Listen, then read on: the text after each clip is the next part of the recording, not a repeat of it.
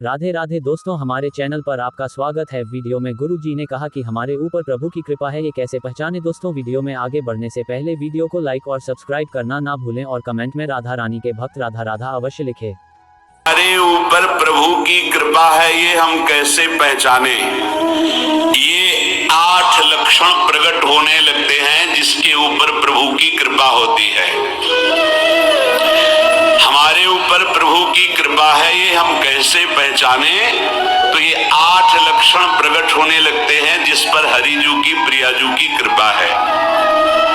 पहला, घोर अपराध करने वाले के प्रति भी दया की भावना, शांति पहला लक्षण है। भाव में भी पहले शांत भाव है। हमारे ऊपर श्री हरिजू की कृपा है, इसकी पहचान ये 8 लक्षण। पहला, शांति, अर्थात घोर अपराधी के प्रति भी गुस्सा ना क्षमा करना, ये हरि की कृपा का लक्षण है। देख लो भाई, घोर अपराधी शब्द तो जाने दो, जरा सा प्रतिकूल हो जाए तो लाख समझाओ पर भ्रकुटी तनी रहती है।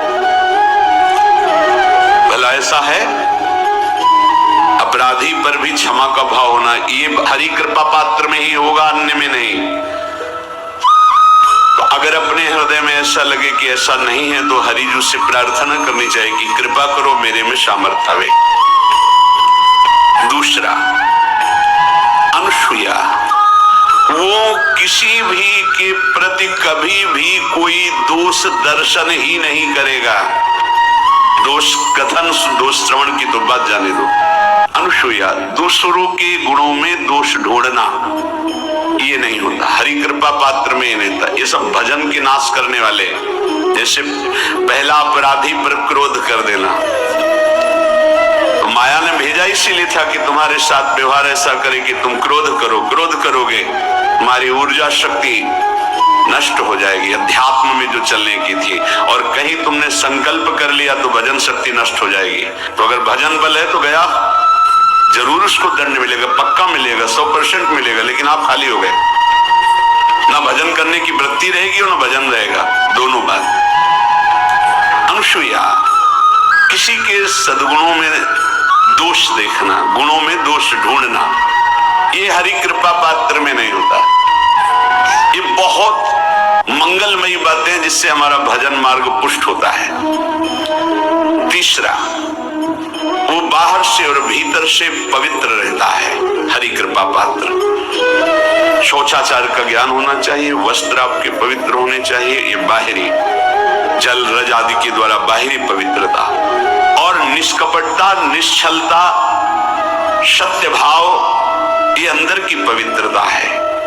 अगर कपट है, छल है, असत्य है तो हृदय मलिन रहता है। भीतर और बाहर से पवित्र रहना, इसमें खास बात क्या है भीतर और बाहर से पवित्र रहने में? भीतर और बाहर से सदैव पवित्र कौन रह सकता है? तो बोले, जो पुंडरीकाक्ष भगवान श्री हरि का प्रियाजू का स्मरण करता रहता है वो शवायाभ्यंतर शुचि, वो बाह्य और अभ्यंतर दोनों से पावन रहता है। तीसरी जो कृपा का लक्षण है, अर्थात वो सदैव भगवत चिंतन परायण, शौचाचार का पालन करने वाला, बाहर और भीतर से हरि कृपा पात्र पवित्र रहता है। चौथा, ऐसे कार्यों का अनुष्ठान न करे जिनमें हमारा भजन छूटता है, जिनमें सत्य छूटता है, जिनमें भगवत भाव छूटता है। जैसे आपके ऊपर कृपा हुई, आप भगवत मार्ग में चल रहे हैं, अब आप ऐसे सांसारिक कार्यों का अनुष्ठान कर रहे हैं जिनमें आपकी चित्तवृत्ति बिल्कुल भगवत विमुख हो रही, तो जीवन का लाभ क्या होगा? लाभ तो है भगवत स्मरण से। कल एक ने प्रश्न किया कि मैं खाता तो नहीं लेकिन मांस के दुकान में मांस बेचता हूँ, होटल आदमी, क्या उचित है? ये उचित कैसे हो सकता है? तुम और भी तो व्यापार कर सकते हो। जरूरी है धर्म का पालन करने की इच्छा करते हो, धर्म आचरण करते हो, ऐसा नहीं। तो विरत बहुकर्मा, उन कर्मों से हमें विरत रहना है जो हमारे धर्म के विरुद्ध है, जो भजन के विरुद्ध है। हरि कृपा पात्र ऐसे कर्मों का अनुष्ठान कर ही नहीं सकता। अपने भजन का फल देखना भगवत कृपा पात्र की, सबको प्रदान कर देना। हिम्मत है, अपने भजन, इतनी मेहनत से किया हुआ भजन, भजन होने के बाद हे प्रभु इस भजन का फल हो, सर्वे भवन्तु सुखिना सर्वे सन्तु निरामयाः। यहां तो कहते हैं महाराज एक माला रोज आपके लिए करता हूं कि आपकी बीमारी ठीक रहे, तो शेष किसके लिए करते हो प्रभु? शेष अगर इष्ट और गुरु के लिए तुम्हारा है कि एक माला करते तो फिर इतनी माला करते तो हमें क्या होगा? सब आपको दे देंगे तो हमें क्या होगा? तभी भजन का रहस्य ले जाना।